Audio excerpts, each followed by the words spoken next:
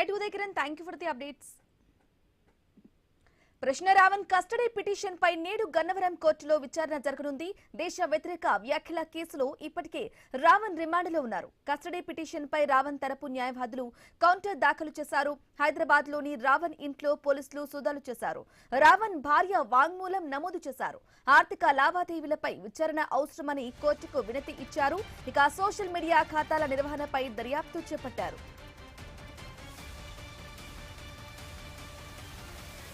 ఇక Raavan custody petition లో కీలక విషయాలు వెలుగులోకి వచ్చాయి. భారత ప్రభుత్వంపై విద్వేషం రెచ్చగొట్టేలా వీడియోలు రూపొందించారు.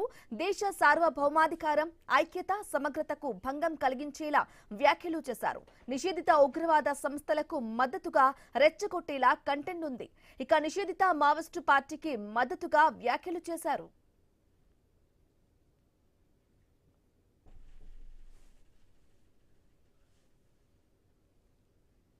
మరోవైపు యూట్యూబర్ రావణ్ ఇంట్లో ఏపీ పోలీసులు సోదాలు చేశారు. గంట పాటు కొనసాగిన సోదాలకు సంబంధించిన పూర్తి వివరాలను వెల్లడించారు. కొన్ని దస్త్రాలు, రికార్డులు స్వాధీనం చేసుకున్నట్లుగా తెలిపారు. ఇక సంగారెడ్డి అమీన్పూర్లోని ఫ్లాట్లలో తనిఖీలు నిర్వహించారు. ఇంటి తనిఖీలను వీడియోలో రికార్డు చేశారు. దర్యాప్తు బృందం రావణ్ భార్యను ప్రశ్నించి ల్యాప్టాప్ లో వివరాలు నమోదు చేశారు. పత్రాలపై రావణ్ భార్య సంతకాలు తీసుకున్నారు. ఇదే విషయానికి సంబంధించి కంప్లీట్ డీటెయిల్ అందించడానికి మా ప్రతినిధి భార్గవ్ ఫోన్ ద్వారా అందిస్తారు. భార్గవ్, చెప్పండి, ప్రశ్న రావణ్ కస్టడీ పిటిషన్ పై కూడా నేడు గన్నవరం కోర్టులో విచారణ జరుగుతున్నట్లుగా తెలుస్తుంది. అప్డేట్స్ ఏంటి?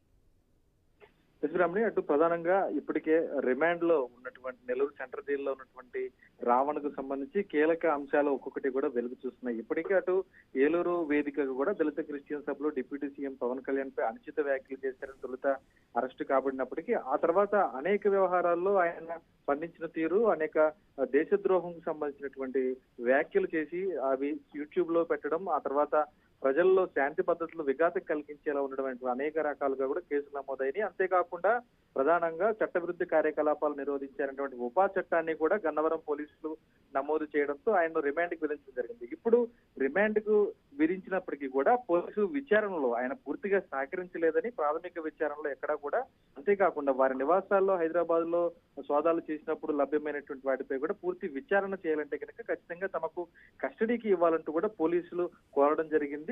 ప్రస్తుతం గన్నవరం కోర్టులో ఈ పిటిషన్ మీద, పోలీసులు కోరినటువంటి పిటిషన్ మీద విచారణ కూడా ఈ రోజు జరగబోతుందని కూడా చెప్పుకోవచ్చు. అయితే దీనికి సంబంధించి దాన్ని వ్యతిరేకిస్తూ కూడా రావణ్ తరపునటువంటి న్యాయవాది అయినటువంటి ఎవరైతే జడా శ్రవణ్ కుమారో ఆయన కూడా దాన్ని వ్యతిరేకిస్తూ కస్టడీకి ఇవ్వద్దు, పోలీసుల కస్టడీకి అంటూ కూడా ఆయన కూడా మరోవైపు వాదనలు వినిపించడం జరుగుతుంది. దీనికి సంబంధించి గన్నవరం న్యాయస్థానం ఏ విధమైనటువంటి ఆదేశాలు ఇస్తుంది, పోలీస్ కస్టడీకి రావణ్ అందిస్తుందా లేదనేది కూడా ఈ రోజు మారింది. ఎందుకంటే ప్రధానంగా రావణ్ చేసినటువంటి వ్యాఖ్యలు మనం చూసుకుంటే నిషేధిత మావోయిస్టు పార్టీ భావజాలాన్ని రావణ్ తన సోషల్ మీడియా ఖాతాల ద్వారా కూడా యువతలోకి తీసుకువెళ్ళడం అనేది ప్రధాన ఆరోపణగా, మరోవైపు సాయుధ తిరుగుబాటు వైపు ప్రేరేపించేలా ప్రసంగాలు చేస్తున్నారని కూడా పోలీసులు ఆరోపిస్తూ వస్తున్నారు. ఇటువంటివి కొనసాగడం వల్ల సమాజంలో ఖచ్చితంగా ప్రభుత్వ వ్యతిరేకత ఏదైతే ఉందో వారందరూ కూడా ఇటువంటి మారణాయుధాలు పట్టుకొని ఎన్కౌంటర్లు జరిగేటువంటి ప్రదేశాలు ఏవైతే ఉంటాయో మావోయిస్టులు కలిసిపోయేటువంటి వ్యవహారం కూడా వారి వైపు మళ్ళుతుంది. కాబట్టి అటువంటి చట్ట వ్యతిరేక కార్యకలాపాలపై ఎవరూ చేయకుండా ఉండాలంటే ఖచ్చితంగా రావణ్ వంటి వారికి శిక్షించాలంటూ ఇప్పటికే కొంత ప్రజా సంఘాలు కూడా డిమాండ్ చేసిన పరిస్థితి ఉంది. ఈ తరుణంలో పోలీసు కస్టడీకి ఇస్తే గానీ నిజంగా ఇది రావణే చేశాడా లేదంటే రావణ్ వెనుక మరెవరన్నా శక్తులు ఉన్నారనేది కూడా తెలియాల్సినటువంటి పరిస్థితి ఉంది. కాబట్టి నెల్లూరు సెంట్రల్ జైల్లో ఉన్నటువంటి రావణ్ పోలీస్ కస్టడీకి 10 రోజుల పాటు అప్పగించాలన్నటువంటి డిమాండ్ అటు ప్రజల నుంచి, ప్రజా సంఘాల నుంచి కూడా వైపు వినిపిస్తున్నటువంటి పరిస్థితి కూడా ఉంది. దీనికి సంబంధించి గతంలో ఏదైతే హిడ్మాకు మరణించిన సందర్భంలో ఆయన చేసిన వ్యాఖ్యలు కానీ, ఆయన విద్వేషాలు రెచ్చగొట్టేలా, కులమతాల మధ్య చిచ్చు పెట్టేలా చేసినటువంటి వ్యాఖ్యలన్నీ కూడా రిమాండ్ రిపోర్ట్ లో పొందుపరిచి పోలీసులు గన్నవరం న్యాయస్థానం ముందు ఉంచుతున్నారు. గన్నవరం న్యాయస్థానం కూడా దీని మీద విచారించిన తర్వాత దాదాపు పోలీస్ కస్టడీకి ఇవ్వచ్చినటువంటి వాదన అయితే మనకు తెలుస్తుంది. అయితే ఇందులో ఎటువంటి షరతులు పెడుతుంది న్యాయస్థానం అనేది కూడా వేచి చూడాల్సినటువంటి పరిస్థితి కూడా ఉంది. అంతేకాదు ఆ డిజిటల్ సాక్ష్యాలను కూడా ధ్వంసం చేశారు అనేటువంటి ఆరోపణలు ఉన్నాయి. కాబట్టి ఆ డిజిటల్ సాక్ష్యాలకు సంబంధించి ఇప్పటికే రావణ్ నివాసంలో ఉన్నటువంటి కంప్యూటర్లు కానీ ప్రతిదీ తనిఖీ చేసినప్పుడు పోలీసులు కూడా వీడియో రికార్డు ఆధారంగానే అన్ని చేయడం జరిగింది.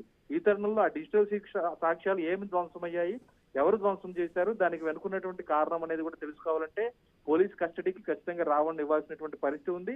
అది ఇస్తేనే ఈ దర్యాప్తు మరింత వేగంగా ముందుకు వెళ్ళేటువంటి అవకాశం కూడా కనిపిస్తుంది.